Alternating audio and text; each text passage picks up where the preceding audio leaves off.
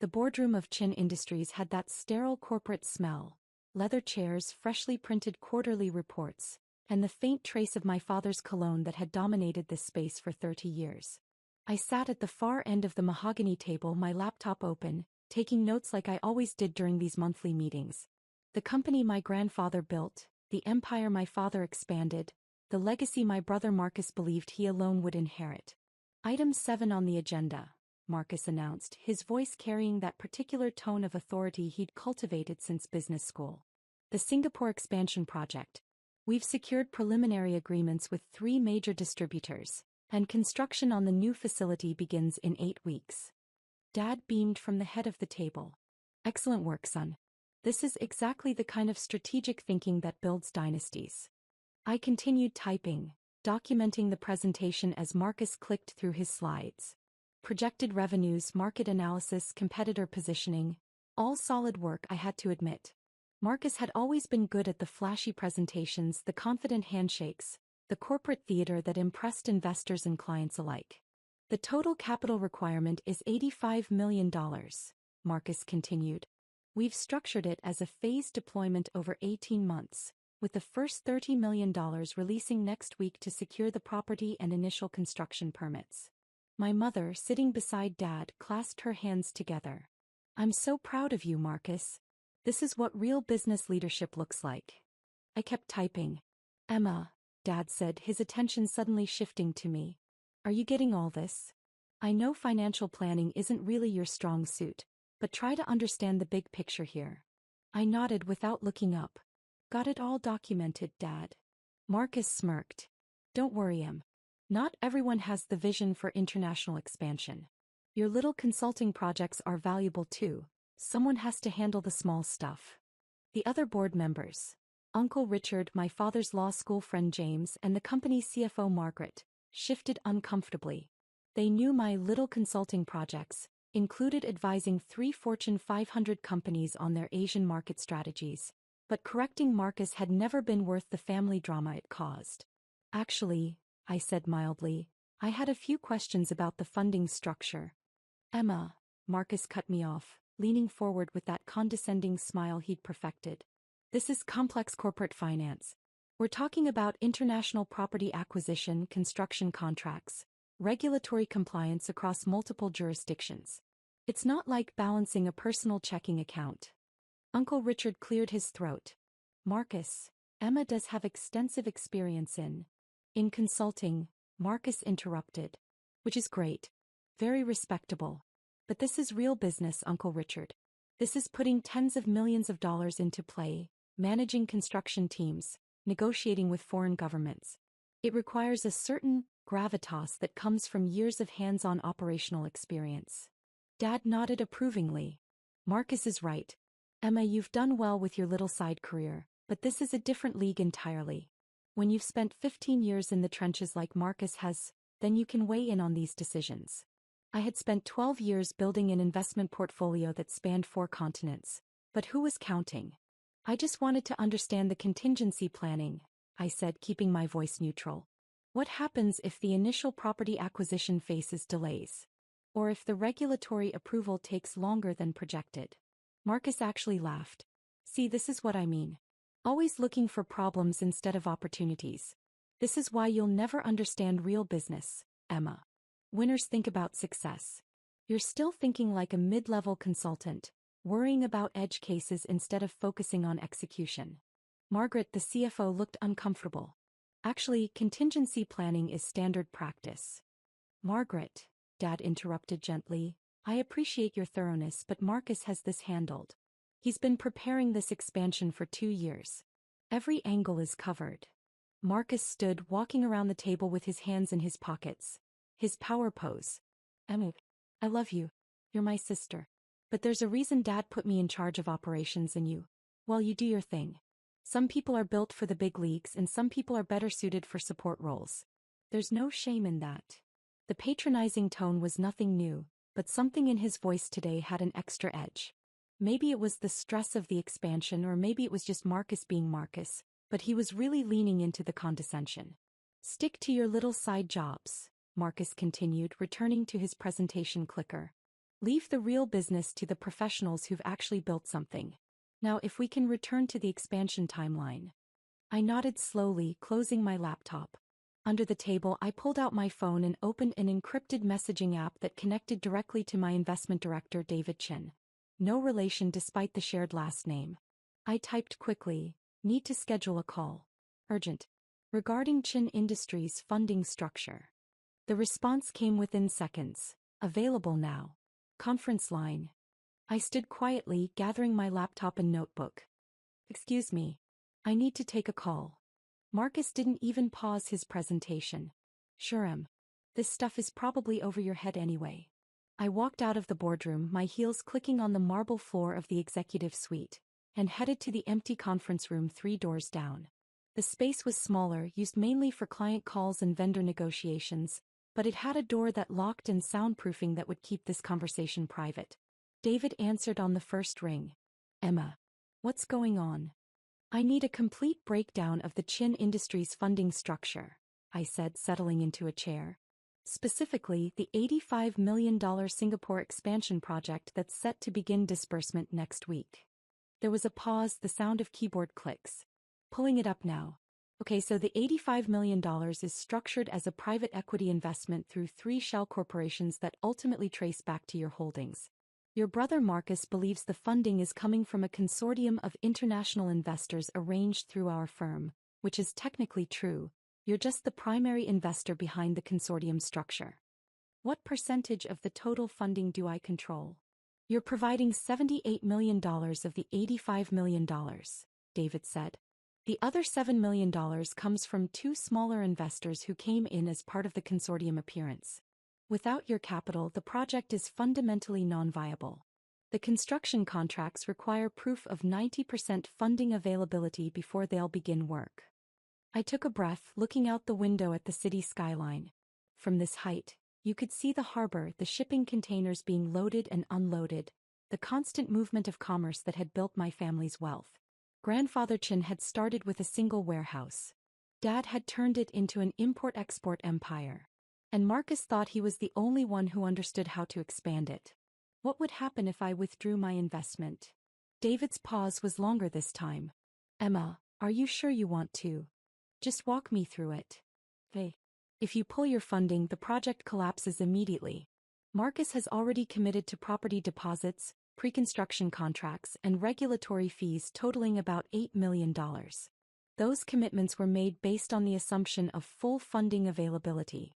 If you withdraw, the company would be on the hook for breach of contract penalties, lost deposits, and potential legal action from the Singapore partners who've already begun their own preparations. What's the financial exposure? Minimum $12 million in immediate losses. Potentially up to $20 million if the Singapore partners pursue maximum damages. Plus reputational damage in the Asian markets that could affect future expansion opportunities. I stood, pacing the length of the conference room. Through the walls, I could faintly hear Marcus's voice still droning on about market penetration strategies and competitive advantages. And the company's cash reserves? I asked. After the recent dividend distributions and operational expenses, Chin Industries has about $15 million in liquid reserves.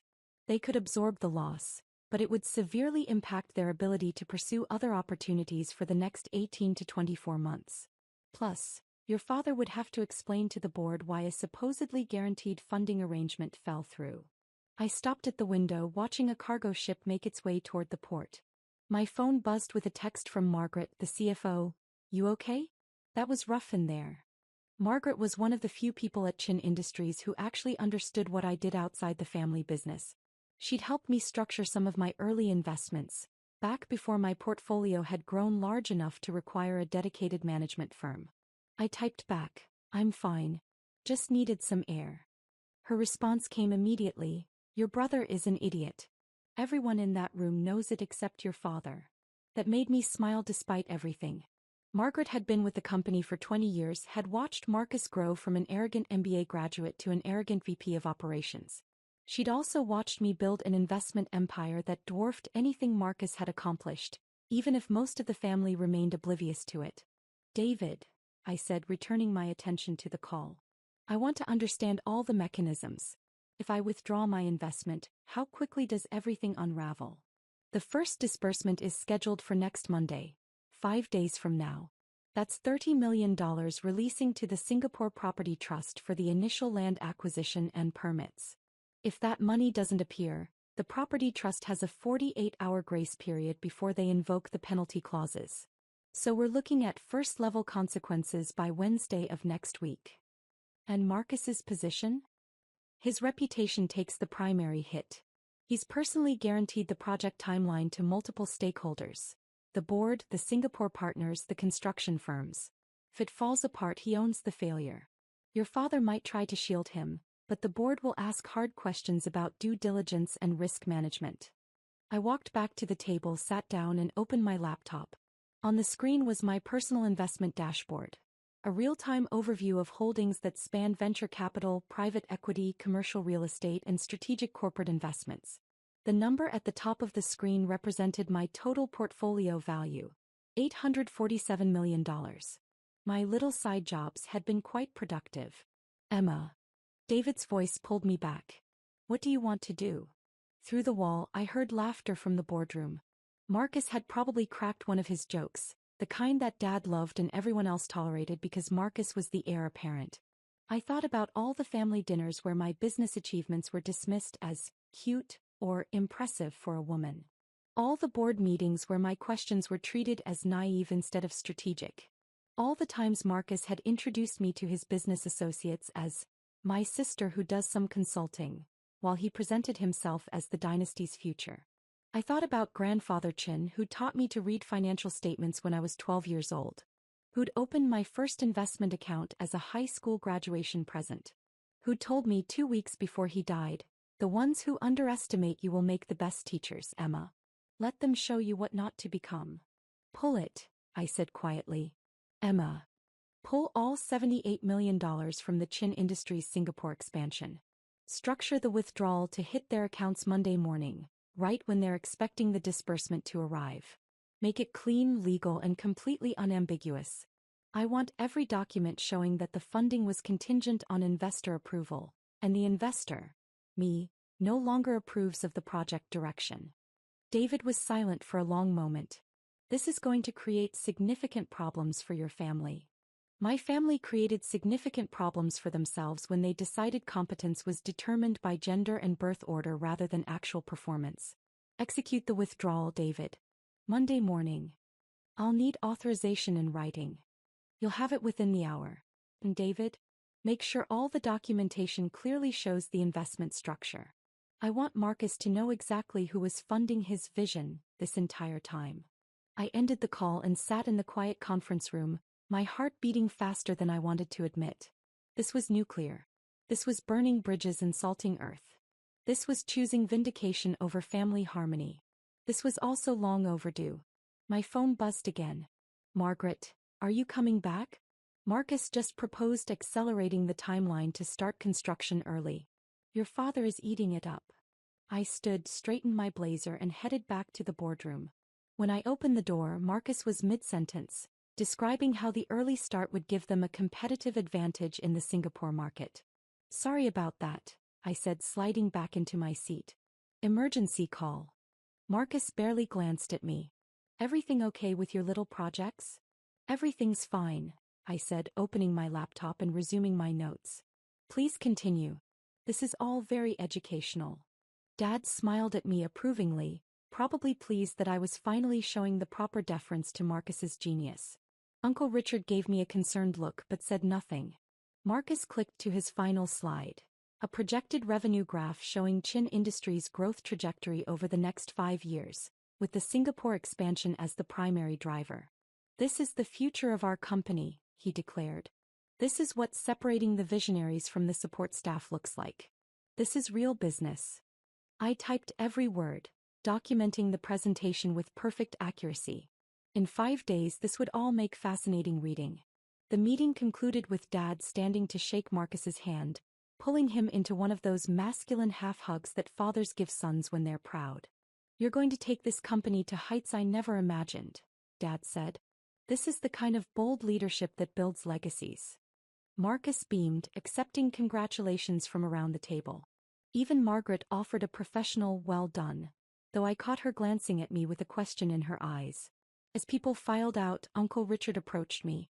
"Emma, are you sure you're okay? You seemed distant during the presentation." "I'm fine, Uncle Richard. Just thinking about contingency planning." He frowned.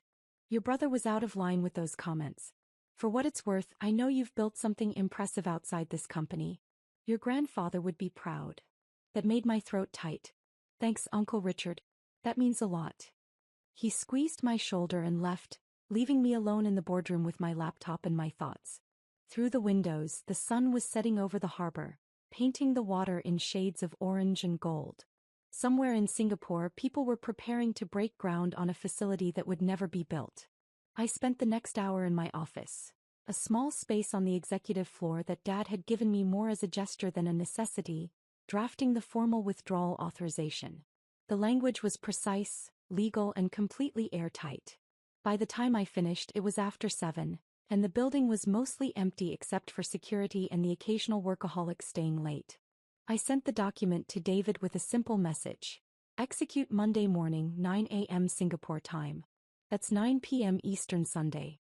I want Marcus to get the calls right when he's having Sunday dinner with Dad." David's response: "Authorization received and confirmed. Emma, there's no going back from this." "I know," I typed. "That's the point." The weekend passed in surreal normalcy. Saturday lunch with Mom, where she spent an hour gushing about Marcus's brilliant expansion plan. Sunday brunch at Dad's club, where 3 of his golf buddies congratulated me on having such an impressive brother. I smiled, nodded, and said all the appropriate things while my phone sat in my purse, waiting for Sunday evening. At 8:45 p.m. I was at home, sitting on my couch with a glass of wine and my laptop open. At 8:50, David sent a text: "Withdrawal documents filing now. Singapore Property Trust will receive notification at 9 a.m. their time, which is approximately 10 minutes from now." At 9:03 p.m. my phone rang. "Marcus." I let it go to voicemail. At 9:07 Dad called. Also to voicemail. At 9:12 Margaret texted, "What did you do? Your brother is losing his mind. Your father just called an emergency board meeting for tomorrow morning." I replied, "I withdrew my investment from a project I didn't believe was properly managed. It's called fiduciary responsibility." At 9:15 Marcus called again. This time I answered. "What the hell did you do?" His voice was so loud I had to pull the phone away from my ear. "Hi Marcus. I'm doing well, thanks for asking. How's your evening? Don't play games with me, Emma. I just got off the phone with the Singapore Property Trust. They're saying our primary funding source has withdrawn $78 million. They're threatening breach of contract penalties. What did you do?" "I withdrew my investment from a project that was being mismanaged by someone who doesn't understand real business." There was a long silence. "Your investment? What are you talking about?" "The $78 million that was funding your expansion? That was my money, Marcus. My little side jobs generated enough capital to bankroll your vision. But since you made it clear that I don't understand real business and should stick to support roles, I decided to support something else instead." Another silence, longer this time. When Marcus spoke again, his voice had lost its confidence. "You're lying. The funding came from David Chen's investment firm. There was a whole consortium. David Chen is my investment director. The consortium was my holding companies. And the funding came from my portfolio, which is currently valued at $847 million. But I guess that's just cute for a woman doing consulting, right? Emma, listen to me." "No, Marcus. You listen. For 12 years I've been building an actual empire while you've been playing corporate prince with Dad's company. I've invested in startups that went public. I've funded real estate developments across 4 continents. I've advised companies that make Chin Industries look like a lemonade stand. And the whole time, you treated me like I was balancing a checkbook." "Emma, please. I'm not done. That funding I pulled? That was going to be my last investment in you. I was going to let you have your moment, let you build your Singapore expansion on my money and never tell anyone. I was going to keep being the supportive little sister while you collected all the glory. But then you stood in that boardroom and told me to stick to my little side jobs. So I did. And my side job right now is watching your dream project collapse." I could hear other voices in the background now. Dad, probably demanding to know what was happening. You can't do this, Marcus said, and there was something close to panic in his voice. The penalties alone will cost the company at least $12 million. The reputation damage could be worse. This isn't just about me, Emma. This affects everyone. Mom, Dad, Uncle Richard, all the employees. Then you should have thought of that before you dismissed the person who was funding your vision. This is what happens when you underestimate people, Marcus. This is what real business consequences look like. Welcome to the big leagues. I ended the call. The phone rang again immediately. Dad this time. I answered. Emma-chan, you will explain yourself right now. No greeting, no warmth. Just authority and anger. Hi, Dad. Marcus told you about the funding withdrawal. What have you done? Do you have any idea the damage you've caused? The Singapore partners are threatening legal action. We have $8 million in committed expenses that we can't back out of. How could you sabotage your own family like this? I didn't sabotage anyone, Dad. I withdrew my private investment from a project I no longer supported. That's my right as an investor. Your investment? Emma, what are you talking about? The funding was arranged through my investment firm using my money from my portfolio. The same portfolio that's been generating 8-figure annual returns for the past 6 years. The same little side jobs that everyone at Chin Industries likes to pat me on the head about. Dad's silence was different from Marcus's. I could almost hear him processing, recalculating, trying to fit this new information into his worldview. You're saying you provided the $78 million for the Singapore expansion? Yes. And you just withdrew it? Because your feelings were hurt. No, Dad. I withdrew it because I was providing capital to someone who lacks the judgment and leadership skills necessary to execute the project successfully. Someone who treats risk assessment as pessimism and contingency planning as weakness. Someone who values confidence over competence. That's your brother you're talking about. That's exactly who I'm talking about. Marcus is great at presentations and terrible at execution. He thinks real business is about bold declarations and handshakes, when it's actually about due diligence, risk management, and strategic patience. I've been watching him operate for 15 years, Dad. I know exactly what he's capable of, and I'm not willing to risk $78 million on his ego. Emma, you need to fix this. Call your people, tell them it was a mistake, get that funding restored. No. Excuse me. I said no, Dad.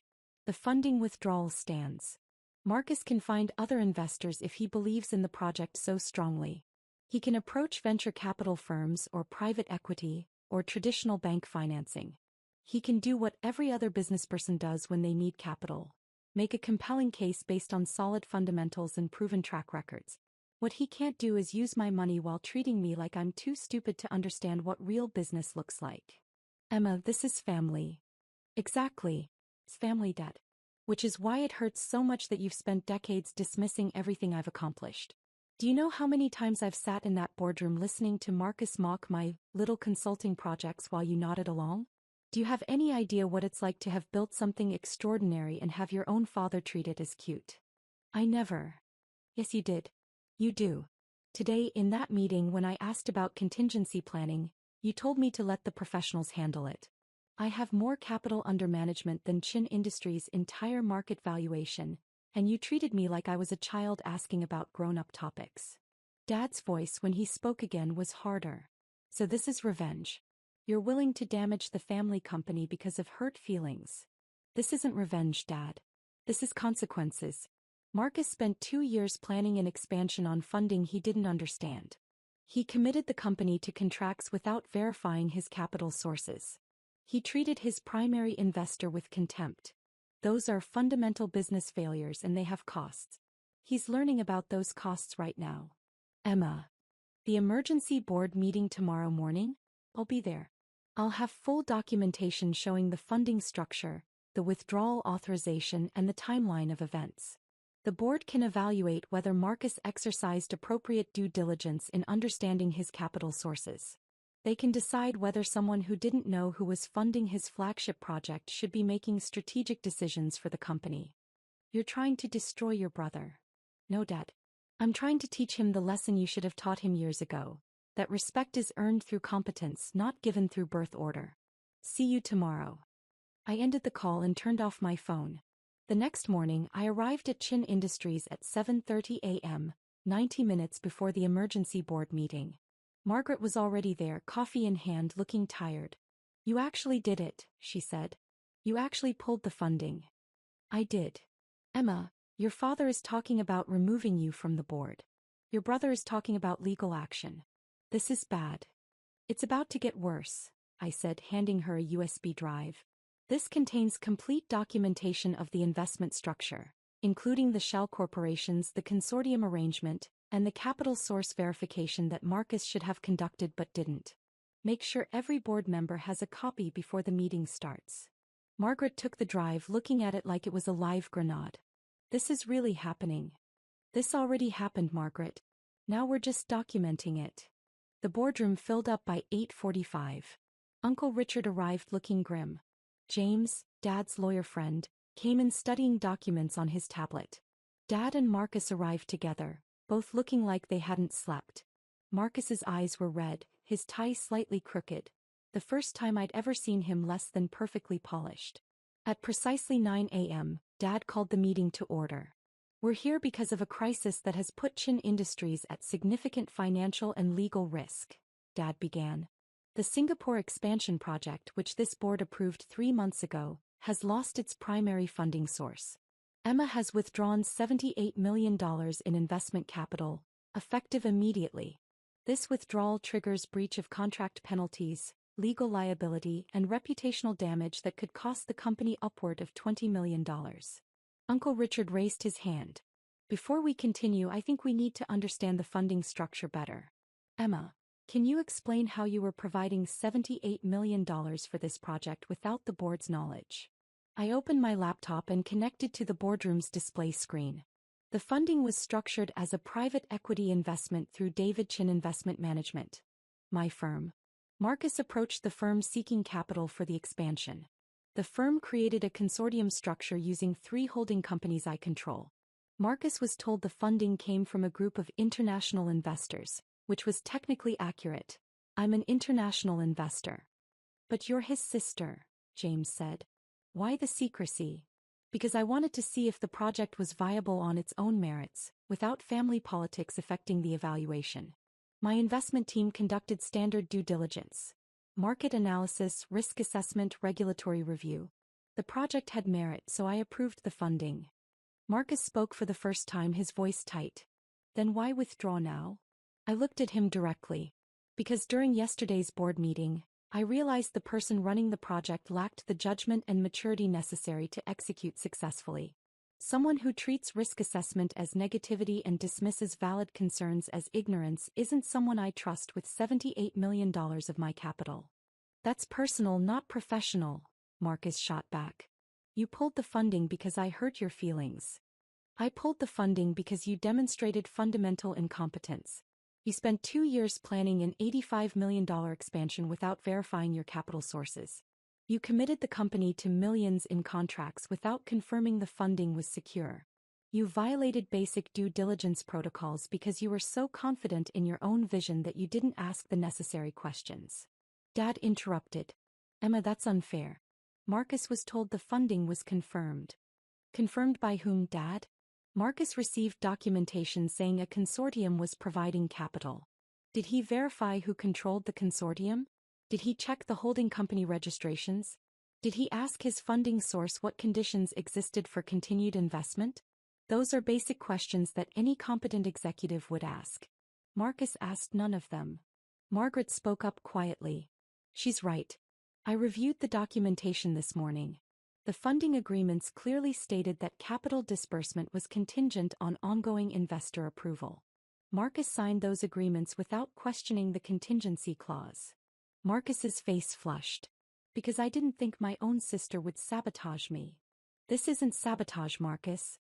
This is the market working exactly as it should. Investors withdraw capital from projects they don't believe will succeed. You just learned that lesson expensively." The meeting continued for another 90 minutes. Uncle Richard asked detailed questions about the investment structure. James explored potential legal liability. Margaret presented worst-case financial scenarios. Dad sat at the head of the table, his expression unreadable. Finally, Uncle Richard leaned back in his chair. "I need to ask the obvious question. Emma, What's your total portfolio value? As of this morning, $847 million. The room went silent. Say that again, James said slowly.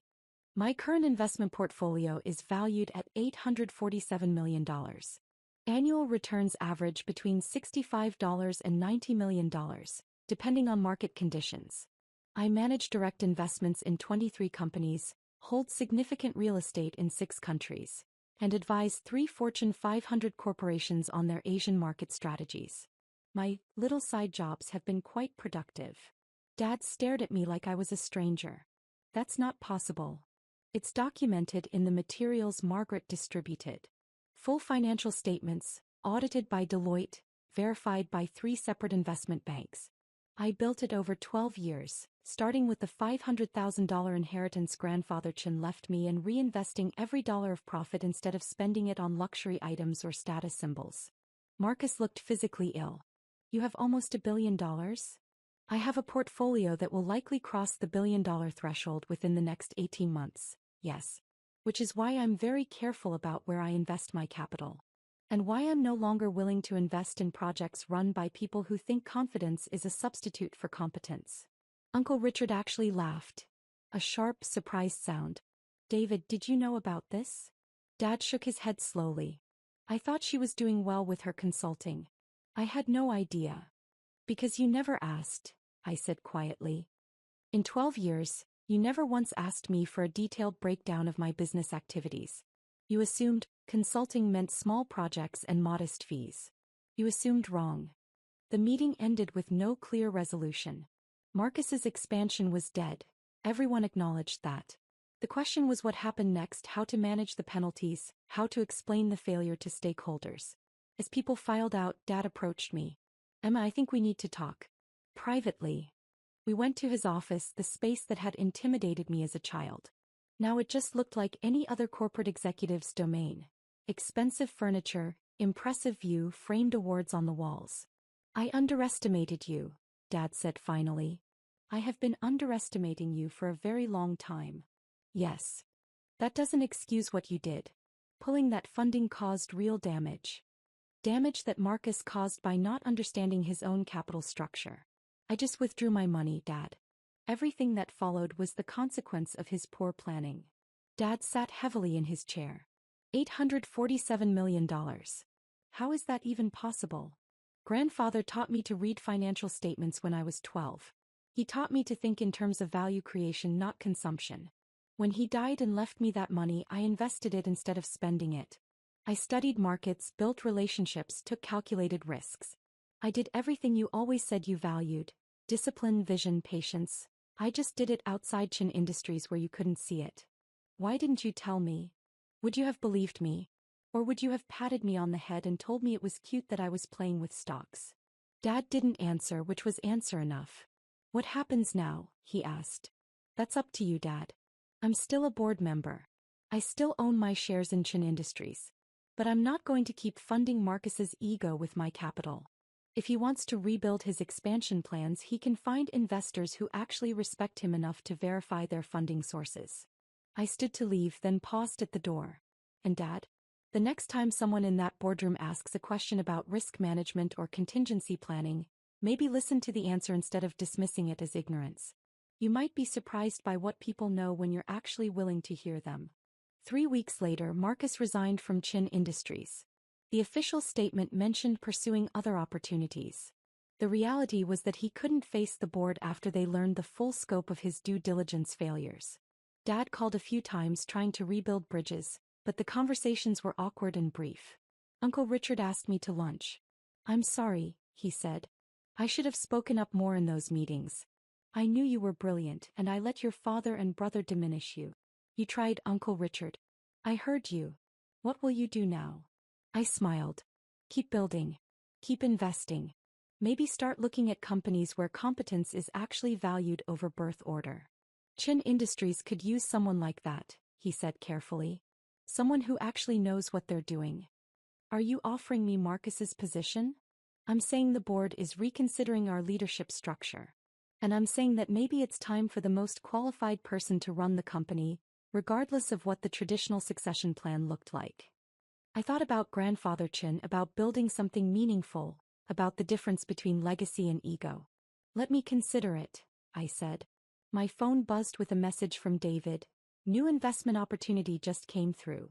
Tech startup Series B $15 million round. Interested? I typed back, send me the details. But make sure they understand their capital sources up front this time. I'm done with surprises. Real business, I'd learned, wasn't about bold declarations or confident handshakes. It was about understanding who held the power, who provided the capital, and what happened when assumptions met reality. My brother had learned that lesson the expensive way. I'd learned it much earlier, courtesy of a grandfather who believed in me when others didn't, and who taught me that being underestimated was just another form of competitive advantage. The ones who dismiss you make the best teachers. Grandfather Chin had been right about that.